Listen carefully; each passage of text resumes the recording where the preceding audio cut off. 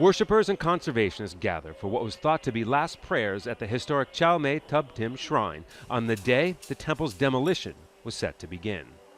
One of the largest landowners in Bangkok, Chulalongkorn University's Property Management Office, was to start the relocation of the shrine to make way for a new condominium building.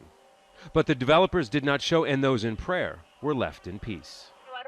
To activists, the planned removal of the temple is an example of a much larger problem. This is happening everywhere. A handful of people own the majority of the land in this country. There are no checks and balances. If we choose not to do anything about this, it will get worse. Noarat Sajan was raised near the temple. She says her family home was demolished to make way for new development. It doesn't matter if you want to build buildings on this land, but can't you just leave the shrine alone? Don't you want or even care to preserve this piece of history that's been here for over 100 years? Historic areas are increasingly being raised to make room for developments, losing traditional structures and their locally owned businesses. Here in Bangkok's Chinatown, the rich cultural heritage is steadily being eroded by urbanization. While old and new buildings sit side by side, one historian believes that part of the problem is rooted in the differences between the older and younger generations. The symbol that you have the space. Chinatown historian Somchai Guantang Panit has lived in the historic district for more than 50 years.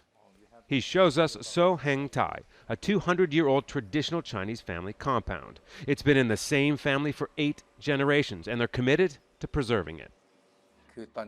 This is a crisis. We will see more cases of old buildings or old shrines getting demolished. We can't wait for the government. We have to try our best to preserve the history and pass on knowledge to new generations. I hope that the younger generations can delay the deterioration process. There are pockets of careful renovations being carried out, but restoring buildings using traditional materials and labor is time-consuming and expensive.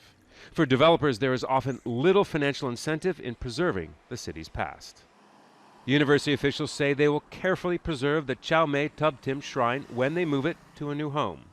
But the action of a few local worshippers and activists has meant that for a short time at least, the temple was left untouched. Scott Heidler, Al Jazeera, Bangkok.